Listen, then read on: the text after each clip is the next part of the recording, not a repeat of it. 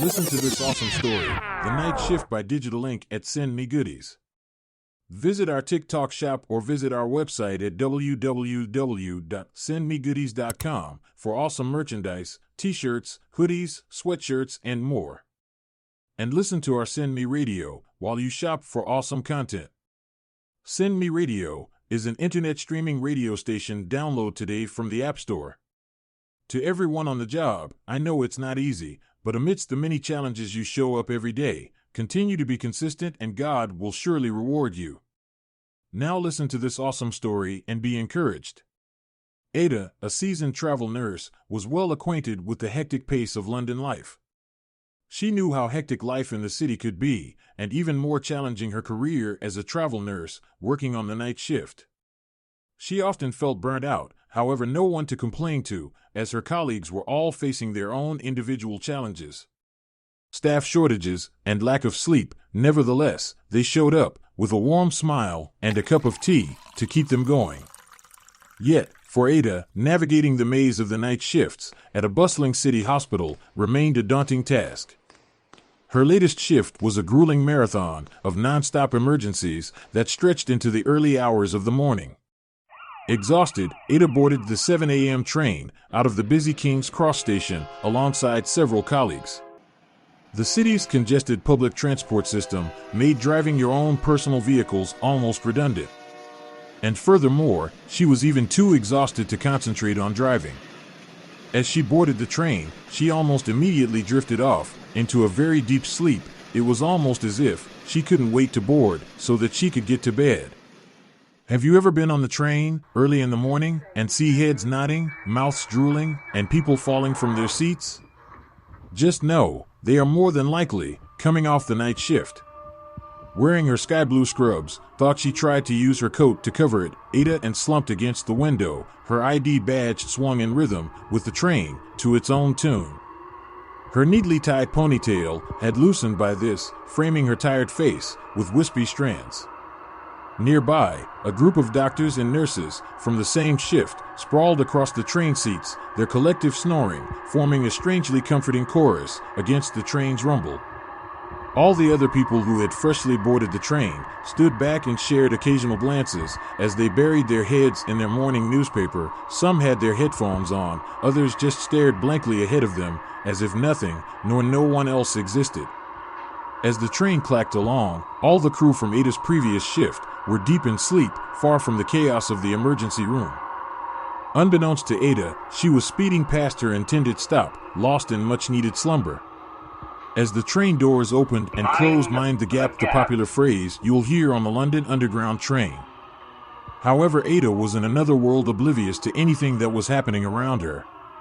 Suddenly, in her dreams, a colorful cast of different characters appeared. For some strange reason, Ada realized that she was sitting in the front row seat at the theater watching her own dream with a box of popcorn and was laughing and enjoying the performance.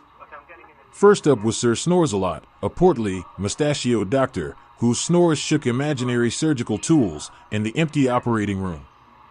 He frantically tried to harmonize a chorus of snores to the tune of Beethoven's Ninth Symphony. Then, next there was Captain Catheter, the person responsible for inserting the 4 needles. Terminologies are different in different countries. However, he swooped through the hospital wards with his red cape fluttering. Known for his flawless vein-finding ability, he paused to adjust his bifocals before flying off to the next patient.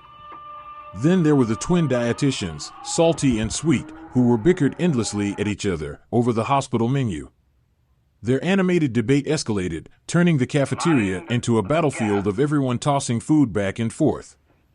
Then lastly was Mr. Mumbles, an anesthesiologist, mumbled so indecipherably that some thought he spoke in ancient incantations. Now we are going to administer a cocktail, comprising of meperidine for the cholangiopancreatography. Then there was a large outburst of applauded, "Yeah." Ada suddenly awake as the train came to a halt and the rays of light came rushing through the window. All the doors suddenly flung open and Ada was the only one left on the train at the very final train stop. They were no longer underground, but now at the ending of the train line, in an obscure part of town, very far from her home, in North London, and without her purse, bank, or credit cards. Ada felt confused and had a moment of panic as she tried to figure out even what day it was and what she was doing on the train. She was even having a pounding headache. Then it all came back to her. She immediately went into her critical thinking mode and remembered that fortunately she could pay using her phone. She crossed over to the other side of the train station, heading back in the opposite direction. She realized that she was 2 hours away from home. However, she placed the phone on the card reader and managed to buy another train ticket with her digital wallet. Her return home was agonizingly very slow as she thought about the fact that she had to return to work again in the evening, and her time was slowly slipping by, seeing that she had missed her stop. She thought she may as well continued sleeping for the next 2 hours so that by the time she got home, it would have been just enough time to eat, grab a shower, and prepare for another shift, doing it all over again. However, this time without missing her stop, she decided to set an alarm and put it on vibrate to ensure the alarm wouldn't be ignored.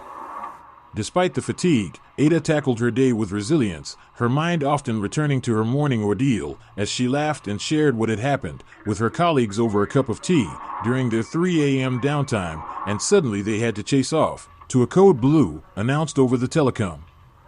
As her day ended, the cumulative exhaustion was undeniable, yet she prepared for another night shift, fueled by a quiet determination of paying the mortgage, paying to go back to school, to get another degree, paying for her car, and the list of responsibilities reminded her of why she had to do it in the first place. The story of Ada's night and day highlights the quiet strength of those who work tirelessly behind the scenes, their challenges unseen but their spirits unbreakable.